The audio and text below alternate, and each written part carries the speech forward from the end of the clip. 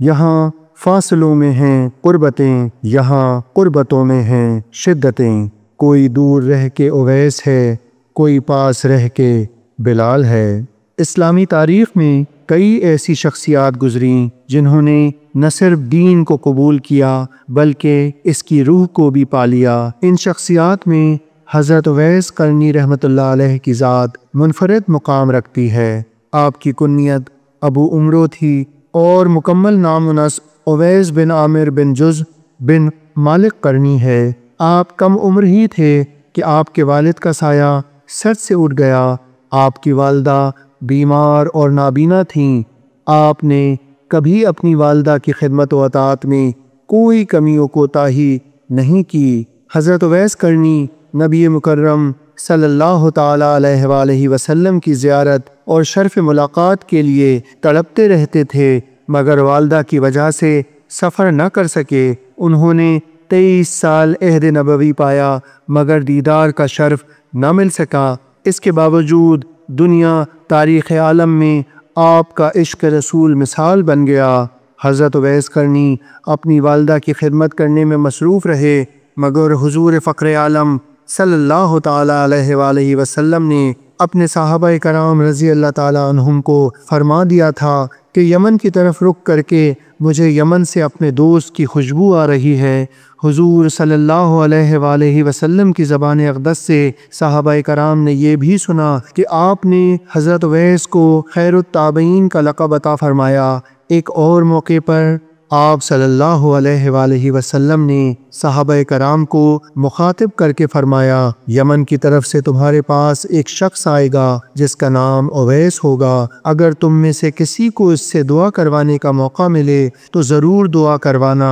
حضرت عبداللہ بن ابی جدہ سے روایت ہے کہ رسول کریم صلی اللہ علیہ وآلہ وسلم نے فرمایا، میری امت کے لوگوں میں سے ایک ایسا شخص بھی ہوگا جس کی شفاعت کے ذریعے بنی تمیم سے بھی زیادہ لوگ جنت میں داخل ہوں گے۔ حضور صلی اللہ علیہ وآلہ وسلم کے وصال کے 10 سال بعد تک حضرت اویس کی تلاش جاری رہی۔ حضرت ابوبکر صدیق رضی اللہ تعالیٰ عنہ کا دور خلافت گزر گیا، حضرت اویس قرنی کو تلاش نہ کیا جا سکا۔ حضرت عمر فاروق رضی اللہ تعالیٰ عنہ جب خلیفہ بنے تو ہر سال حج کر کے حضرت اویس کو تلاش کرتے، لیکن انہیں حضرت اویس قرنی نہ ملتے۔ ایک دفعہ حج کے موقع پر حضرت عمر فاروق رضی اللہ تعالیٰ عنہ نے انہیں تلاش کر لیا۔ ایک روایت کے مطابق حضرت عمر رضی اللہ تعالیٰ عنہ کے پاس جب بھی یمن سے کوئی جماعت آئی تو حضرت عمر ان سے پوچھتے کہ کیا تم میں سے کوئی اویس بن عامر ہے؟ یہاں تک کہ ایک جماعت میں حضرت اویس آ گئے تو حضرت عمر نے پوچھا کیا آپ اویس بن عامر ہیں؟ انہوں نے کہا ہاں۔ حضرت عمر نے فرمایا کہ آپ قبیلہ مراد سے اور قرن سے ہیں؟ انہوں نے کہا ہاں۔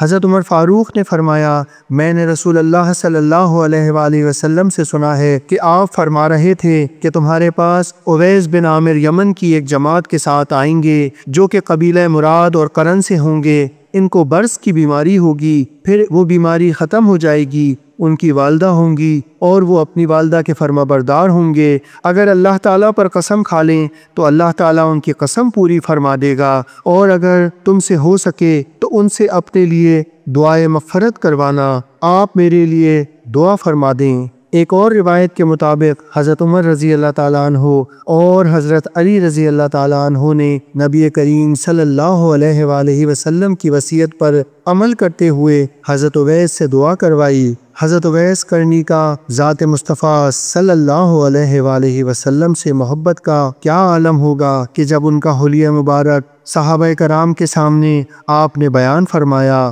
اس کا قد درمیانہ، سینہ چوڑا، رنگ شدید گندمی، داڑھی گھنی، ان کی نگاہیں جھکی جھکی اپنے سیدھے ہاتھ کو الٹے ہاتھ پر رکھ کر قرآن پاک کی تلاوت کرتا ہے، زار و قطار رونے والا ہے۔ اس کے پاس 2 چادریں ہیں، ایک بچھانے کے لیے اور ایک اوڑھنے کے لیے۔ دنیا والوں میں گمنام ہے لیکن آسمانوں میں اس کا چرچا ہے، سیدھے کندھے کے نیچے سفید نشان ہے۔ حضرت اویس قرنی کے تقوی کا بھی چرچا عام تھا۔ کسی دن شام کے وقت آپ فرماتے کہ آج کی رات رکوع کی رات ہے تو صبح تک رکوع کرتے، کبھی شام کے وقت کہتے آج کی رات سجدے کی رات ہے تو صبح تک سجدے میں رہتے، اکثر اوقات اپنے گھر میں موجود کھانا، لباس سب کچھ صدقہ کر دیتے اور پھر کہتے یا اللہ اگر کوئی بھوک سے مر گیا تو میرا مواخذہ نہ کرنا۔ جنگ صفین میں آپ حضرت علی رضی اللہ تعالیٰ عنہ کے لشکر میں موجود تھے۔ دوران جنگ آپ نے شہادت پائی۔ آپ کا مزار مبارک ملک شام کے علاقے رقہ میں ہے۔